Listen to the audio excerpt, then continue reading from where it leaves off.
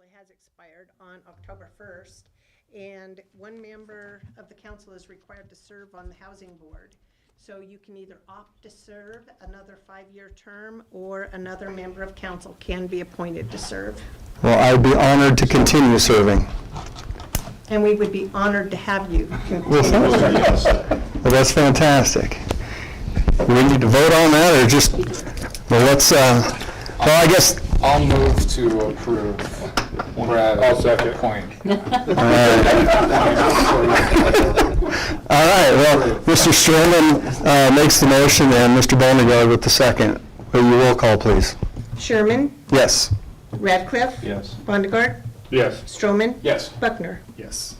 All right, motion passes 5-0 to let me stay.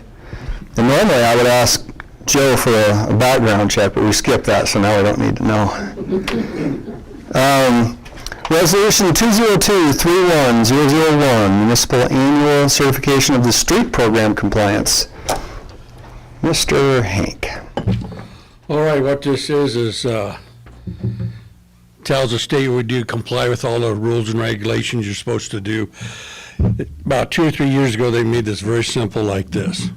It used to be like they had all your forms that you used all year long, and then when you had to submit them to the state through the portal in December, then you had to change all those things to another form because they couldn't have the same form.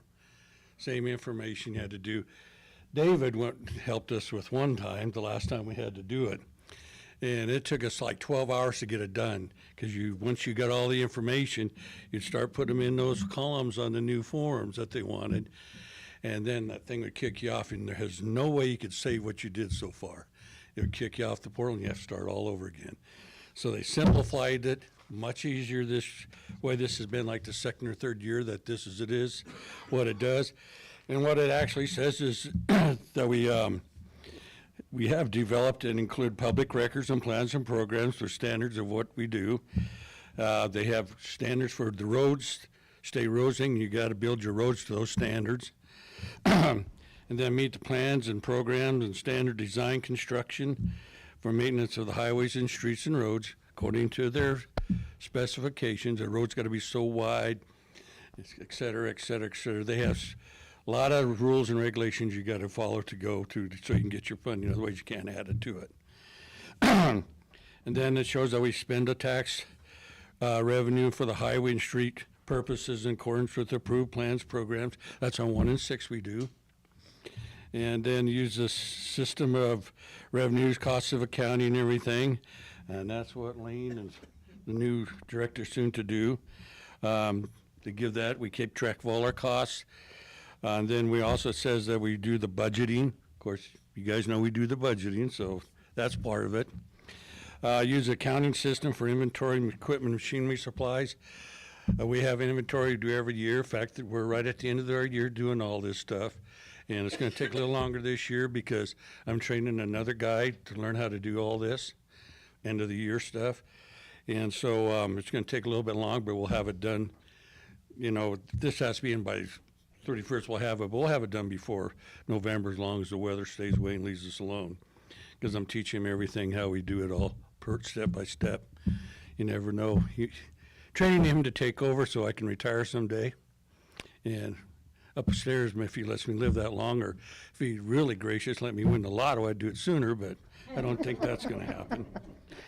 So anyway, that's what we do. We keep track of, just so you know, all our fuel, all our repairs, all our stuff we buy, everything. We have records of all of it, and it's all this stuff is if it's public, everyone to see it, we can show it to them. But all this stuff is saying that we do this, and then it just says that we include this in the public record for information what we're doing here. So that's what it's all about. It's a lot easier this way than how they used to do it. That was horrible. And I think they got too much paperwork and everything that made it easier. Yeah, and I feel the emotional scars of getting kicked out a few more times than you'd like to, I imagine. Oh, yeah. I'm so sorry that man didn't get to go through that. Yeah. I think David is about ready to lose his religion because it was getting old. Get all the way to the boat. Then you have to start all over because you can never save it. So that's what this is all about, just telling the state we get compliant. We have to have a hearing for it, for the public and everything, that we do the work, and Lori sends it in to them. Any questions? I think you've done a fine job. I don't want to root against you winning the lottery by any chance. But certainly would be sad for you to retire. Well, maybe someday we'll find out. Well, absolutely. Well, gentlemen, have any further inquiries, or we just want to make a motion to pass this resolution and keep us compliant? I will move to A very, approve very resolution strong motion by Mr. Stroman. 202-31001. And a second by Mr. Bondegaard. Roll call, please. Radcliffe? Yes. Bondegaard? Yes. Strowman? Buckner? Yes. Sherman? Yes. Thanks, Motion guys. passes 5-0. We're good for another year, Hank. Okay, good enough. See you next year. All right, we've got a revised LB 840 agreement for GL Hewitt. Yes, and actually they are Hewitt now rather than JL Hewitt, but, and I need to update that probably in my memo. The Citizens Economic Development Advisory Committee met last week, so we have 3 things that are going to be on the agenda tonight. This is the first one of 3. The first one that they approved is a revised LB 840 job creation incentive agreement with Hewitt. Hewitt opened their first technical center location in Sydney at 1041 9th Street in April 2019. In October of 2021, it was announced that they had purchased the American Legion building located at 923 Illinois. What is now called Hewitt, I guess I did mention that, if it has invested heavily in Sydney and is expanding and retaining more jobs and has invested in the downtown in Sydney. I think everybody's seen what they did to that building. It's very beautiful.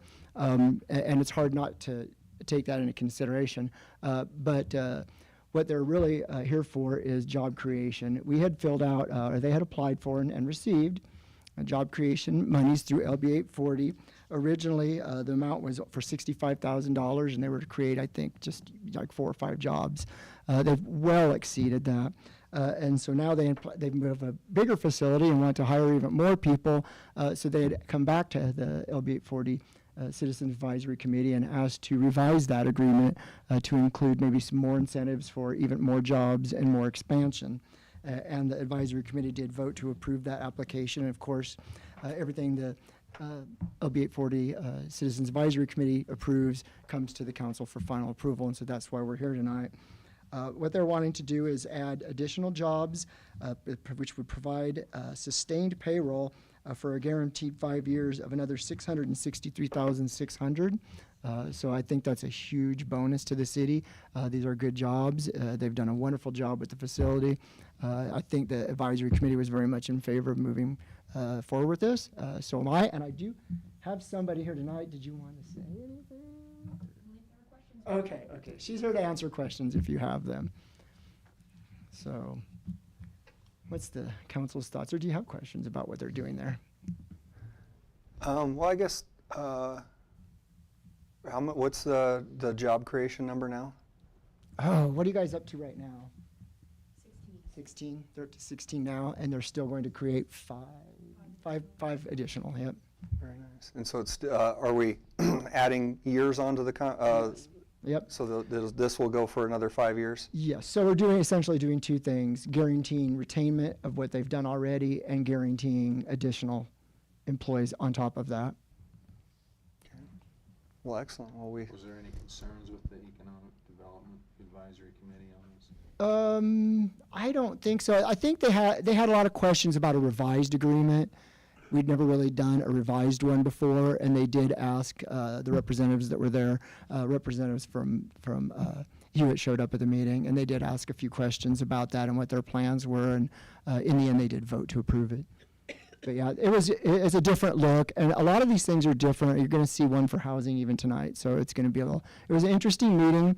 Those meetings usually go over the lunch hour for about an hour. This one went almost 2, but we just had so many applications to go over, and so many that were kind of different to what the format that they were usually used to seeing. So, Are they administrative positions or line staff?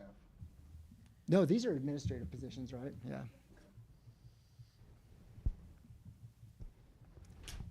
So, and I don't know the exact salary, but I know they're fairly good paying jobs, right?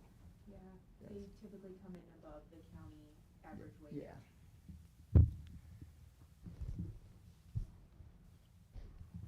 So, All right, well, if there's no further questions, do we have a motion? I'll motion to approve the revised agreement. All right, motion I- by I- Radcliffe. I don't mean to create, I think you need to approve the recommendation of the Citizens Economic Advisory Committee. I think that's how we have to do that.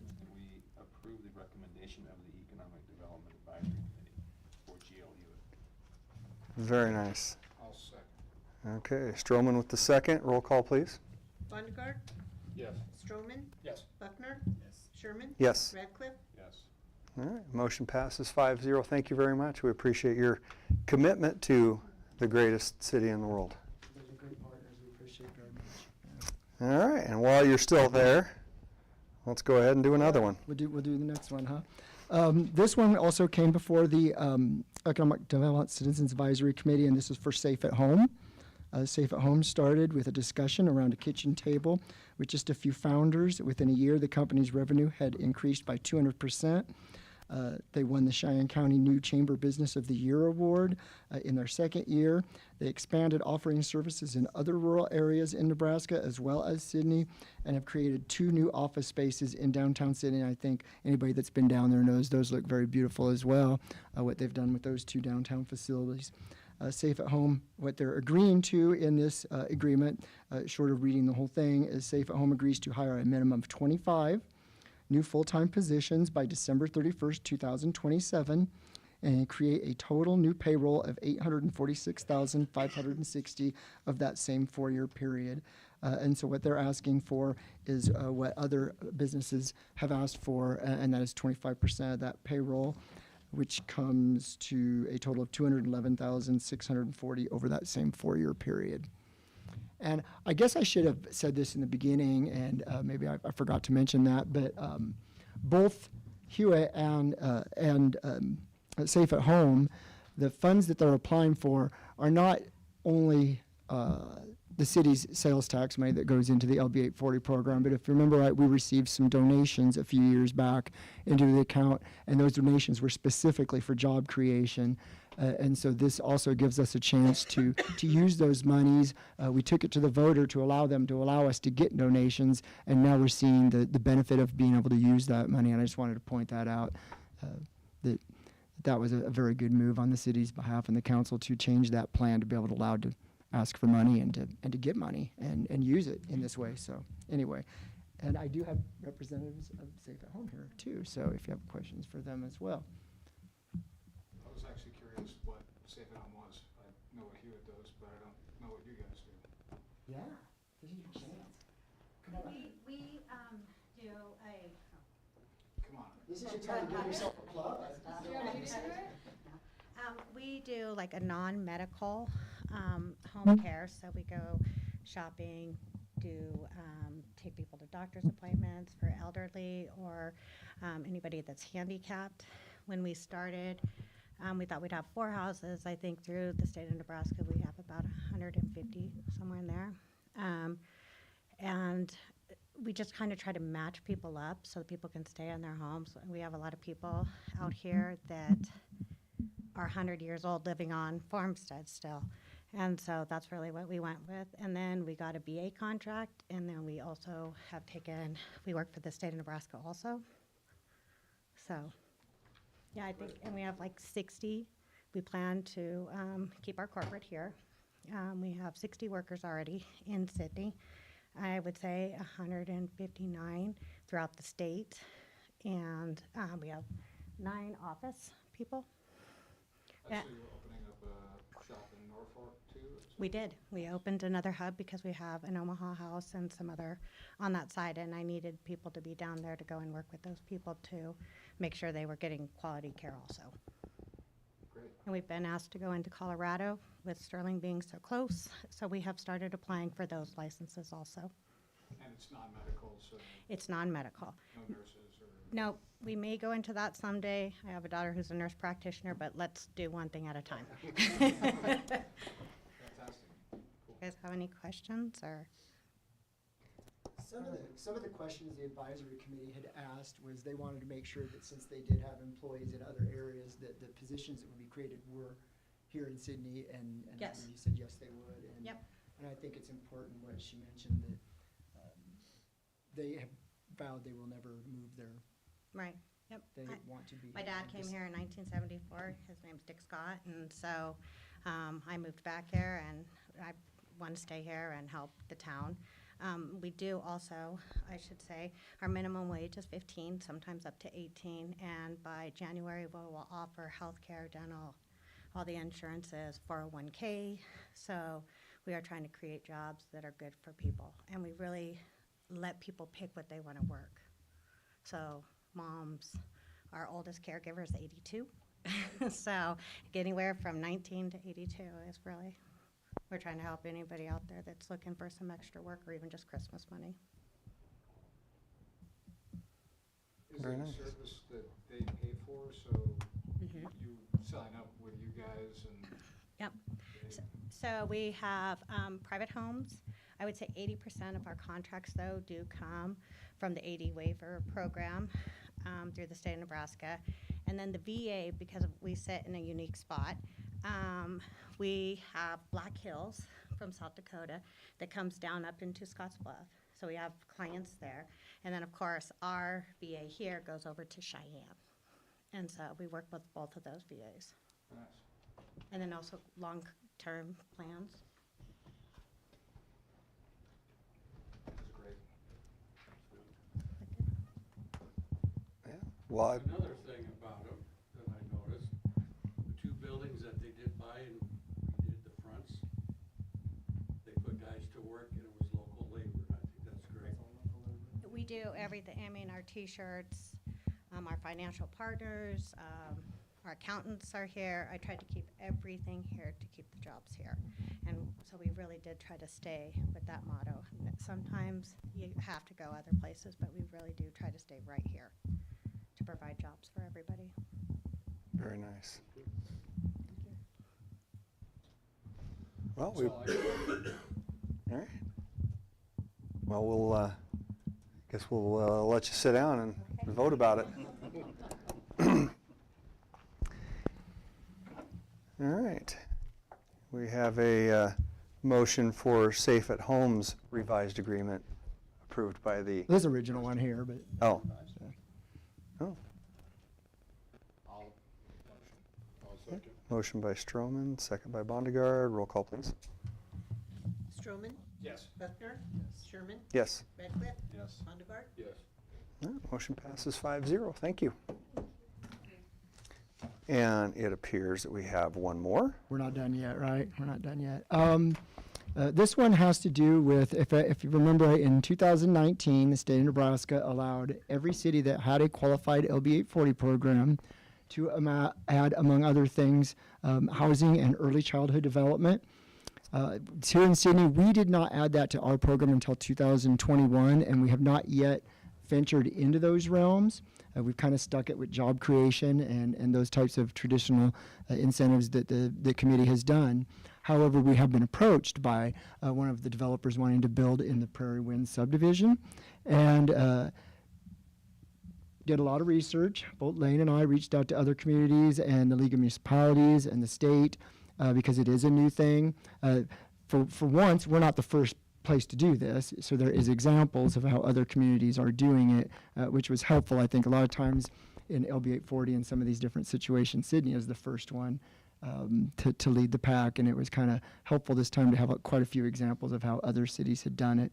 And what the majority of them are doing is similar to a job creation type situation where they are doing a loan, but it's forgivable.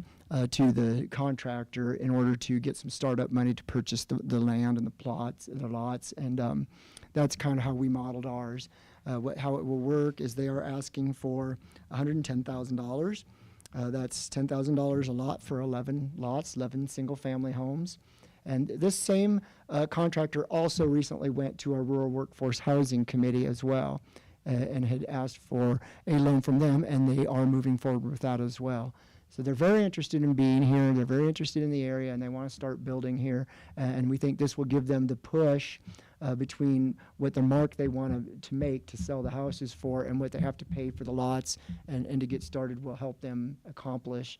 And what other cities are doing is, and we didn't change that template very much, is they're giving upfront a certain percentage of money, like half the money would be upfront, and then once the houses are 40% built, you would bring the other 50% upfront, because who's going to build half of 6 or 10 or 12 houses, right? You're gonna finish if you're gonna be 40%, and then at the end, once the houses are built and sold, then that loan is forgiven. If not, then they would have to start paying that back. So there are precautions in there. Those were kind of the questions that the advisory committee was asking too, as well. How does this happen if it doesn't happen the way they want it to? And so we do have a lot of safeguards in there. After 18 months, then you start paying prime +2, or it's actually a loan then. But if they complete the task, then the grant would be forgiven. And this is honestly, and I'll say the same thing I said to the advisory committee. Rural housing is difficult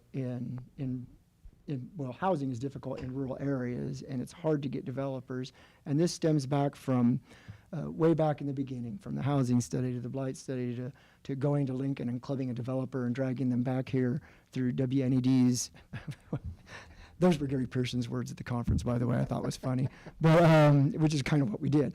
But anyway, this is kind of finally bringing it to where we need it to be. And other cities are doing all these things as well. Other cities are using the Rural Workforce Housing funds that we applied for. Other cities are using their LB 840. Other cities are doing these types of things. And I think the advisory committee understands that if we don't, we will not be able to compete. And so I think this is a fantastic tool. It's interesting to finally be able to use this program for something a little bit different. Honestly, I wouldn't be surprised to be back here talking about early childhood development with the community center expanding that division. So we may hit all three points of the target here before we're done. But I think this is a great plan, and I supported it heavily, and so did the committee. So I will say this, because I know a lot of people in the public will ask this. This is a developer that's not from Sydney. Honestly, there is no one in Sydney that will build this kind of mass housing. Believe me, we tried. But they are wanting to hire all local subs. They've already lined up a couple. I know they have their plumbing local sub, and I know they have their foundation, a basement and foundation local sub, and they're wanting to hire even more. So this will be work, not so much just for them, but it will be work for local people as well. And I wanted to point that out, because I think that was what they wanted to drive home to the advisory committee, and so I wanted to repeat that and echo that to the council as well.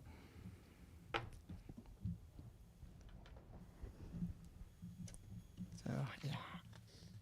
What questions do you have? It's kind of a new one.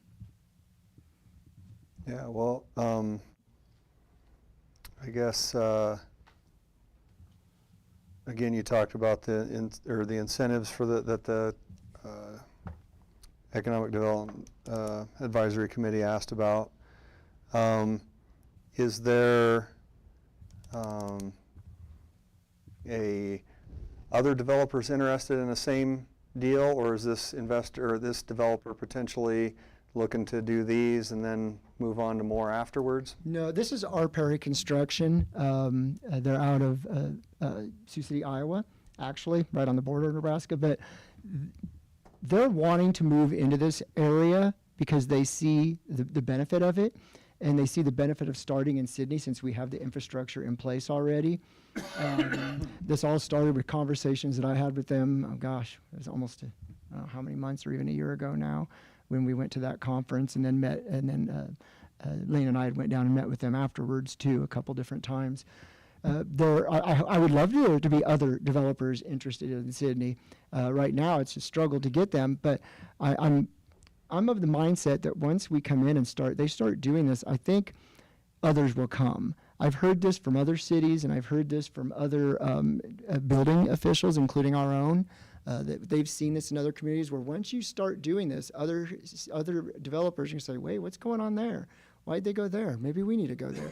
And it will hopefully will start the snowball effect where more will want to come here and work with us. But even if not, they have said if they're successful in the first 11 houses, they would like to continue.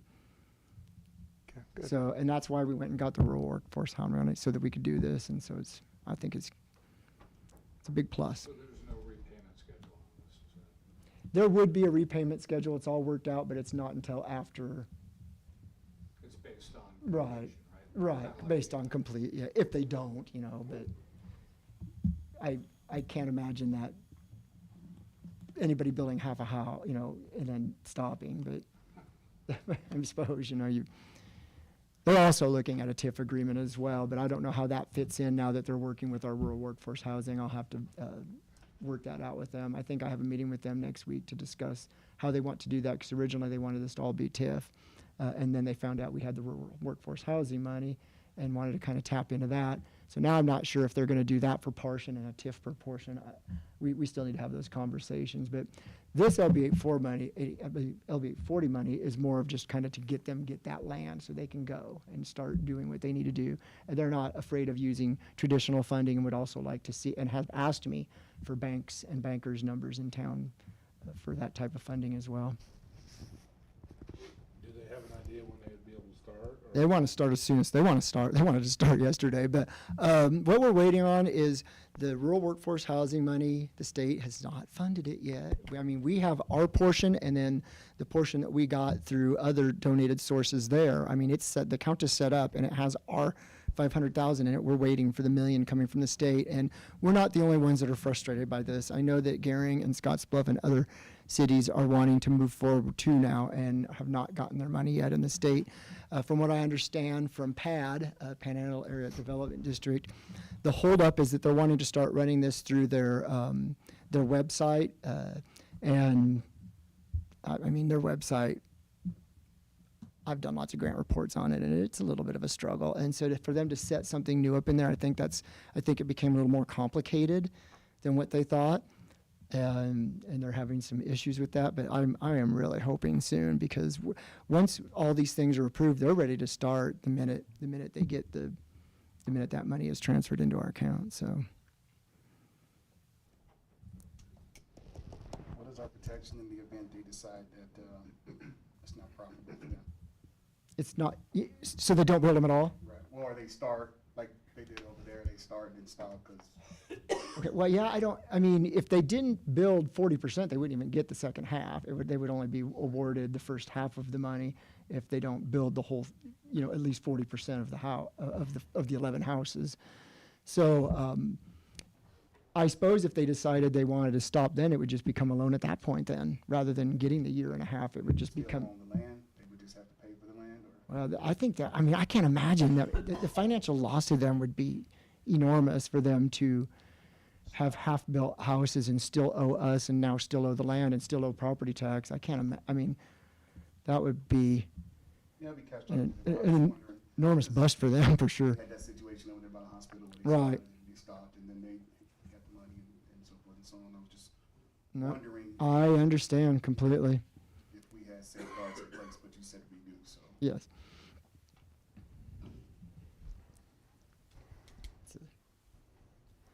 Some of the reasons why it's been so hard to get them to come here now is because they still see, those kind of things. And Well, do we have a motion for the LB 840 agreement with R. Perry Construction? I'll move. Mr. Barnegard, Mr. Radcliffe with the second. Roll call, please. Buckner, Yes. Sherman, Yes. Radcliffe, Yes. Sondegard, Yes. Stroman. Yes. Motion passes 5-0. now that I've spent all the LB 840 money, I'll let the city department heads spend the rest. No. It's time to start saying that. Yeah, it's not getting any cheaper.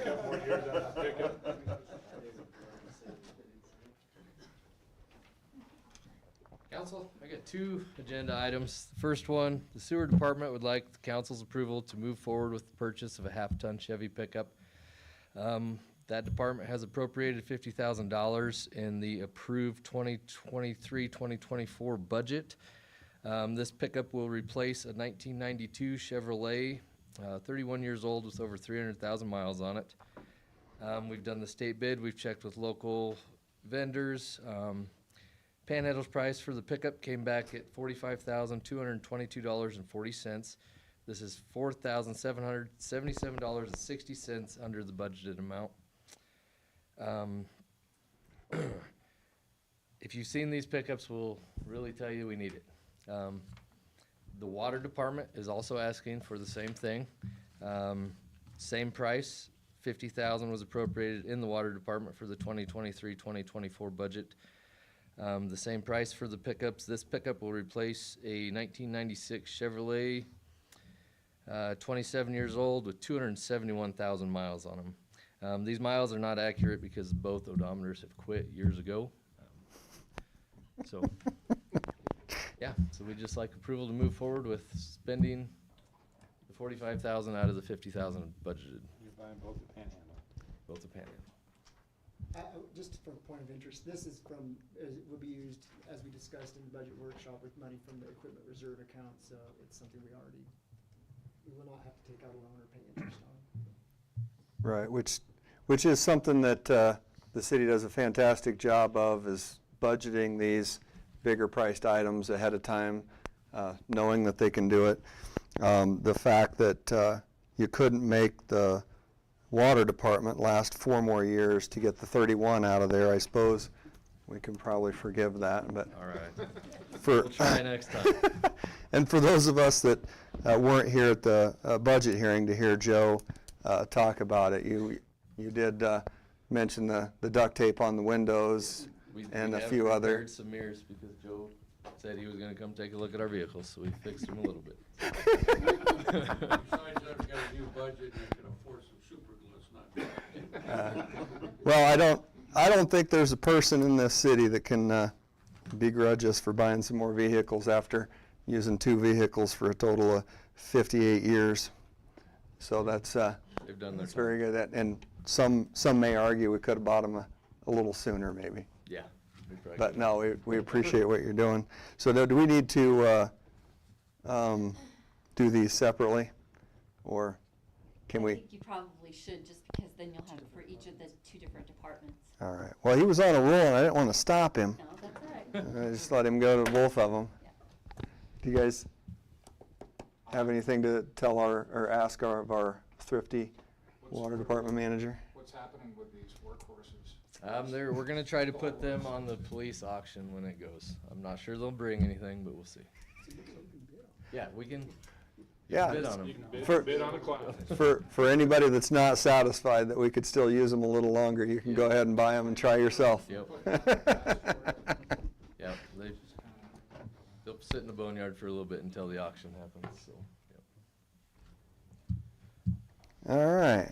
So do we have a motion for the purchase of the 2024 Chevy half-ton pickup for the sewer department?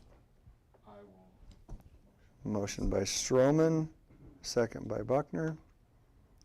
Roll call, please. Sherman? Yes? Radcliffe? Yes. Wondergaard? Yes. Stroman? Yes. Buckner? Yes. Motion passes 5-0. You got one. Awesome.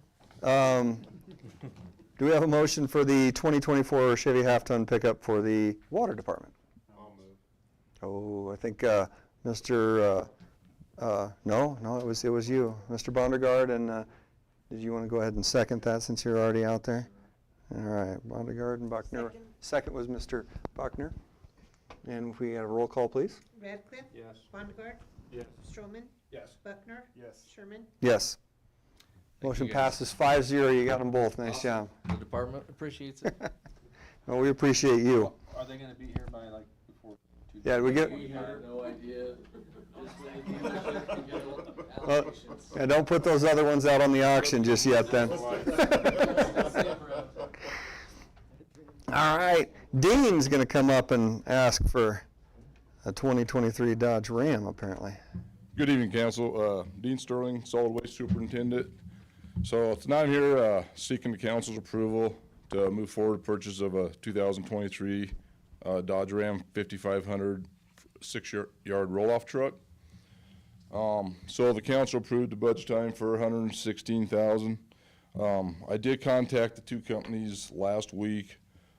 Custom Truck Incorporated, they come in at $97,969, which that truck is a gas engine.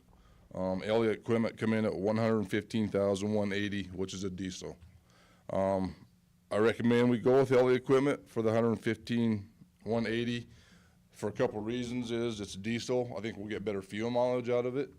It's going to have more horsepower and torque, and I don't think we'll overwork it like we would the gas engine. When I contacted both these companies before budget, they were over a year out. When I contacted Elliott Equipment, they have the chassis sitting there now. They said they'd order the lift assembly, be 6 to 8 weeks and 2 weeks to install it. We would have this probably in December.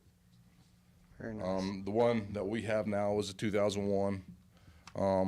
Over the summer, we lost that truck for over 3 or 4 months. We've been having PTO problems with it. Parts are obsolete. We will not be getting rid of that. We'll use it for backup if we have to. And we had to do our roll-offs with the loader and a gooseneck trailer and take them all over town and load them up and bring the loaded ones back and dump them. We lost a lot of our out-of-town deal because we can't run our loader to Potter or Lodgeport regularly, so. And parts are getting obsolete for it. So right now it's just pieced together, trying to get us by. And the Dodge Ram, at least we have a Dodge dealership. I guess if something goes wrong under warranty, we have a Dodge dealership. The other one's a Ford, so we would have to go out of town, haul it there or something if something happens to it. So. Very, very compelling reasons. So and I did check with her today to make sure, so I had the accurate reason to tell you, and they still have it there waiting for our approval. So sitting there waiting for a and now Christmas it's at present. Lincoln, so Okay. so they're, I mean, closer than the other one. Okay. I'll approve that. I think it's All right. Motion by Stroman and second by Bondegaard. It's good to go with the diesel. Yeah. Smarter investment. Well, and that's half our problems with our trucks, our trash trucks, is we're underpowered, and it prevents a big maintenance issue at the end. So, I think we need to go with the more horsepower and torque and not work it as hard. I mean, we're starting to get some weight on these 6-yard containers, 4 or 5 tons in them. So it's a pretty good load for that truck. So. It's a snow removal truck too, don't forget to tell them. Isn't everything a snow removal truck when the snow hits? Seriously, they have. That one use is, roll-offs for snow that removal? one's not. That's the little 6-yard roll-off. Oh, okay. But they use their roll-offs and it holds a lot of snow and saves us a lot of time. Excellent. We won't let the finance director drive. Yeah, we won't let him drive it. That's, I got a couple I want him to drive. it's never, anytime there's a new truck going on, it's going to be mentioned. Surprised we didn't mention it when Joe was up here. All right, well, we made a motion and had a second, so roll call, please. Bondegaard, Yes. Stroman, Yes. Buckner, Yep. Sherman, Yes. Radcliffe. Yes. All right, motion passes 5-0. Thank you, guys. Dean. All right, claims. It wasn't a world's record, but I did manage to make it in and check our clerk's work, and as usual, everything looked on the up and up. No issues there. Does anybody have a motion to approve the claims for September? Motion by Mr. Buckner. Second by Radcliffe. Roll call, please. Stroman, Yes. Buckner, Yes. Sherman, Yes. Radcliffe, Yes. Bondegaard. Yes. All right. Lane, like to come talk to us for a little bit? Had to get that in one more time, didn't you, David? You burn up one truck, you never hear the end of it. We might be sending out a memo in a couple weeks too, just to get one more on the way out. I'm sure. I'm gonna watch now just to make sure I don't get mentioned again. Good evening, Council. Lane Kazire, Finance Director. The end of the fiscal year budget reports. And again, I'm going to remind everybody this is pre-audit, so what you see in the audit is not going to be what you see here. Depreciation, everything takes over and changes all these numbers. So in the general fund, we collected the full amount of property tax for the year. Sales tax, we finished 31% above projected sales tax this year. And if you guys remember right, we had that big $775,000 extra in use tax that wasn't really anticipated, hence the 31% over revenues. Fees for service, the city exceeded the budgeted revenues by 27%. A lot of that is Marshall's department and a couple of really big building permits that hit this year. And then the golf course did better this year than they have in previous years as well. State, federal, and county, we finished slightly behind in previous years for this one. Our equalization money had gone down. That's the reason that we did that. And obviously you look at that and it shows 21% that we met. We had budgeted for the Safe Streets for All grant for that second cycle this year. And that's not going to be until probably almost not this fiscal year, but the year after maybe. So somewhere in that range. Franchise and admin fees, we collected 70% of those revenues. And a large part of the reason for that is we didn't collect the admin fees from the departments for the last half of the year because the general fund did finish so well, and we'll talk about that here. And then other category, again, that's the 13th Avenue building revenue that we just didn't see this year. So overall, the general fund finished $442,000 positive on the year, and that's why we didn't collect those admin fees from the departments. It just didn't seem necessary to do that. Street, when you take out the extra half-cent sales tax, they finished positive on the year, $307,000. Electric finished positive in the fiscal year, $971,000. Take out the WDA, and the water department finished the year positive $256,000. Take out the SDA, and the sewer department finished the year positive $235,000. And then the landfill finished the year positive $450,000. And again, just going to note, depreciation is going to change how those numbers are looked at in February. But overall, I think every department's going to finish positive on the year, which I don't know when the last time that happened. So Did you say in February? Is that when the audit? that's when the audit usually gets done. Yeah. So when you get that, when Trevor comes in here and gives you the fun presentation that everybody sleeps through but me, and Burke listens too. But so when everybody but Burke and I are nodding off, these numbers are going to look a little different. But at the end of the year, though, I mean that's sitting pretty. That's a lot better than we were sitting in water and sewer last year. So, Don't see any utility rate hikes in the future, in the near future. Do we foresee it? Is that what you're asking? Yeah, I say, looking at these results, we don't need to. I do not foresee anything in the near future. no, I think what we did in landfill and sewer last fiscal year, you saw the benefits of it this year. It perked those apartments up quite a bit too. So, and I didn't notice a big change on my bill, and we took out that other $5 from the water. Because remember that debt assessment was $15, and then that went down to just $10, and then that extra $5 was basically split between sewer and landfill. And then I think the scale house revenues has been at the landfill where they've really made it up. Correct me if I'm wrong, Dean, but you guys, scale house revenues have been really good the last 2 years. Yeah, it's still going. I mean, there's not really a lot of construction, but the MSW part's just there still. I don't know where it's all coming from. Keep it coming. People are throwing things away, so. Well, you can't keep everything.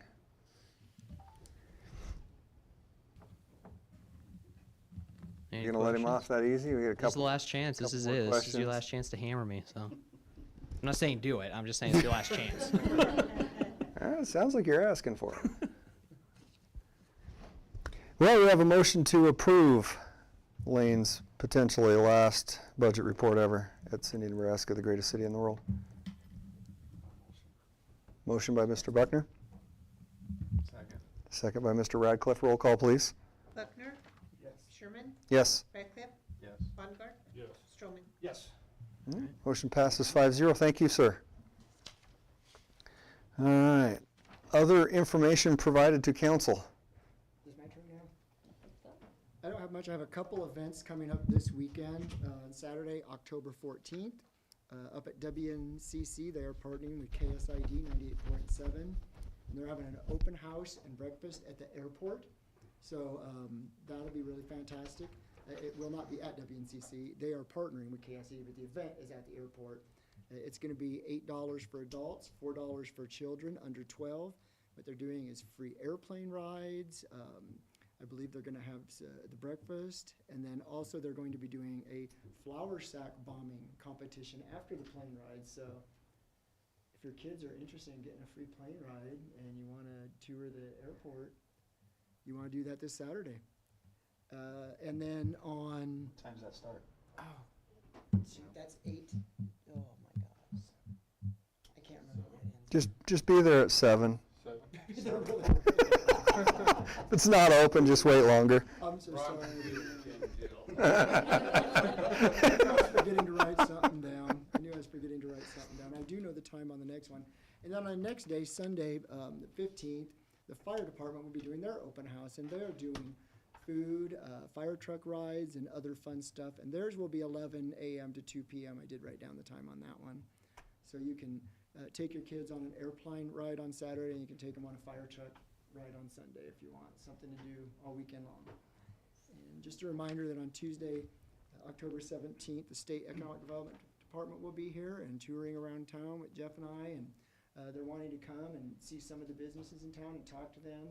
They think we're doing a fantastic job, and they want to know more about it. And so they're coming and they're bringing their upper echelon to come check us out. So I'm looking forward to showing them around town and introducing them to some local businesses.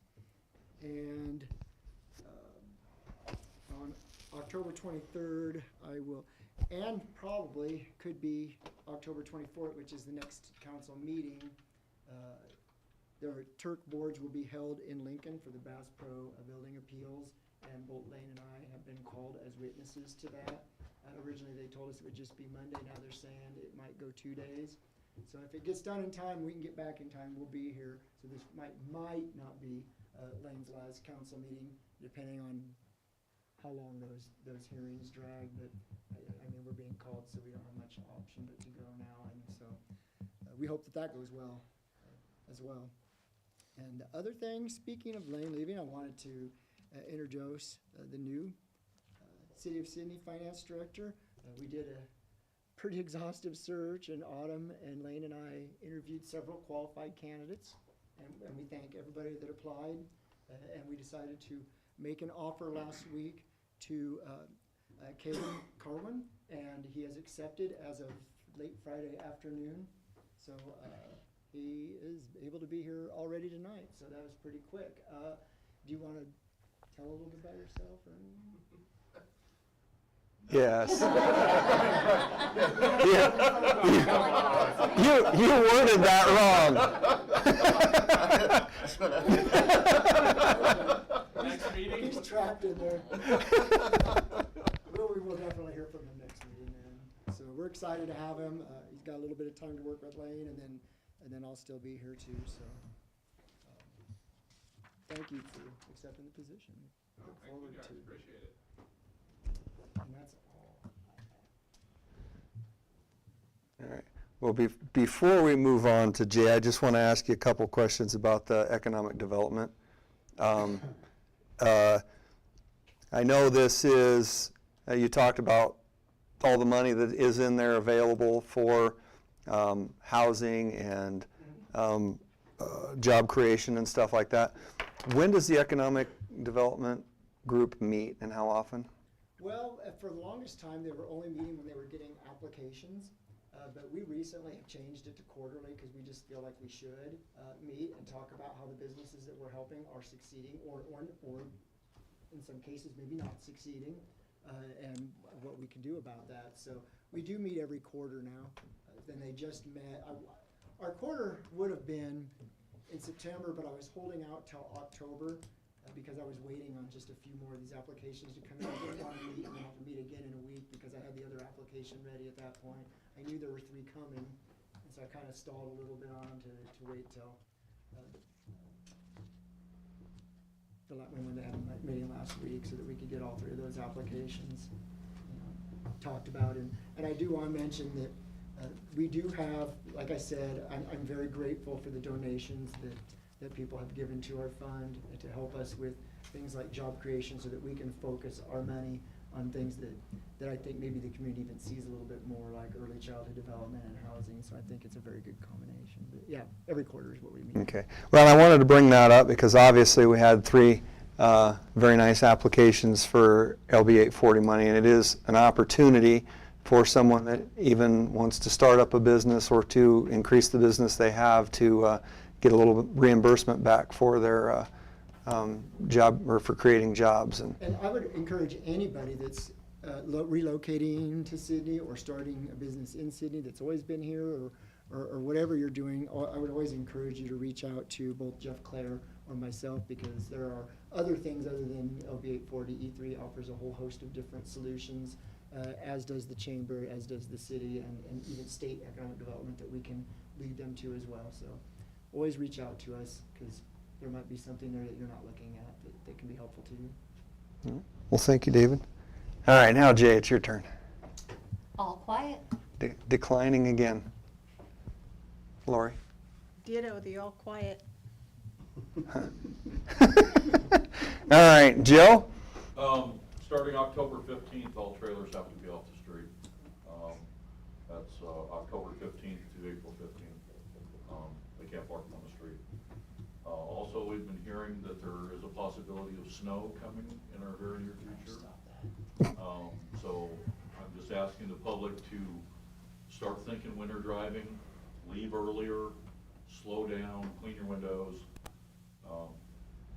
That's all we need is just a bunch of accidents on the first storm of the year, so. I appreciate that. Yep. All right. Amanda. What's that? Oh, talking to Amanda. October 15th through the 21st is National Friends of the Library Week. And 2 events that we have going on during that time is the Jigsaw Puzzle Tournament that our Friends group holds every year. That'll be October 15th. And I know Autumn participates in that one. And then also our Pumpkin Decorating Contest, which is October 14th through the 21st, and the public can come in and vote on their favorite pumpkin at the library. Very nice. Hank, do you want to tell us anything else? No, we got nothing coming up except for, like Joe says, I did what he says, because he's doing Thursday, hopefully not, shouldn't stick if it does. But other than that, everything went smooth at the parade. I think Oktoberfest, it was a good celebration. I seen a lot of people, didn't see no problems. Think everything went pretty smooth. When we come in behind the parade, exactly behind we follow the band, so nobody can run into them at the end, and it lets traffic out fast instead of all at once. Joe's even, we've talked about it, works a lot better this way than how we used to do it. And I think everything went pretty smooth, and I'm glad everybody came and had a good time. Yeah, excellent. Autumn? No. And now you're going to find out, I have to know you for at least 6 months. I'm going to mess up your name at least 4 or 5 times. It's Caden, is that correct? Kagan. Okay, see, I already messed it up first time. All right. A few more months left. All right. Are you sure you don't have anything to tell us? No, I look forward to the opportunity. So thank you to everybody that was a part of that. And I look forward to seeing what we can do together. All right. Awesome. Well, thank you. Welcome. Yeah. Dean? No. Lane? I have nothing. I thought you were going to think. You think you were thinking about saying something. Snowstorm. Did we let him out on the truck Nope. last time? Nope. Need a new one, Hank? As a matter of fact, Joe sends an officer to sit in front of his house to make sure you don't leave. All right, Joe? All right. Sandy, I think you are officially an employee. You can maybe say something if you want to. Next time, I'll be prepared. Okay. Just perfectly fine. Might go over time, so I'll know. No. Mr. Barnegard, anything? Nope. Good. Mr. Radcliffe? Nothing? Everybody's happy? Paul? Nope. Can't let this happen, Brock. What are you going to tell us anything? Really? It's all up to me today? Yeah, all of you did. You get the tag. Well, this is fantastic. All right, well, Make this thing go about 8 or 9 more minutes. No, seriously, there honestly, for those of you that have been through some of these meetings, nothing makes me happier than things succeeding and people working together in this town, whether it's creating jobs or just working with other people, creating an atmosphere in this town that makes people want to be here and stay here.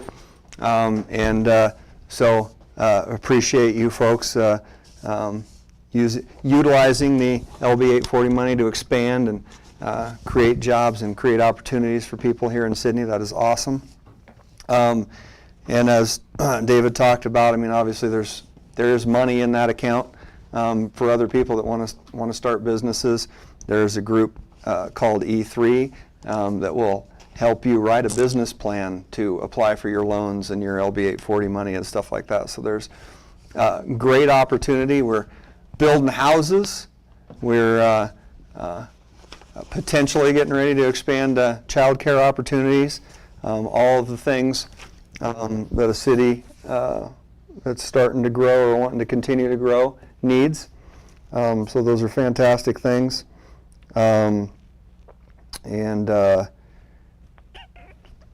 You know what? Maybe that's it.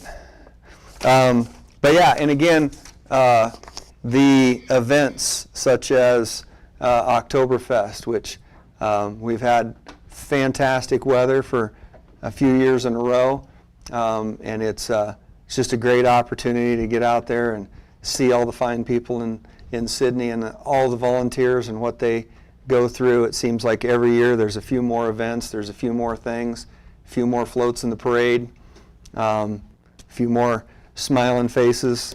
So always good. Had several friends from out of town call and tell me they were here, and it's always good. You know, you're getting more than something to do just for the people of Sidney. So again, what a great town to live in, and what great jobs we have to help support it, and with the city, and hopefully they don't have to worry too much about their first snowstorm here soon. But we know if there's enough to move away, they'll make it happen. So with that, I guess I will just end this meeting at 6:33. Thank you.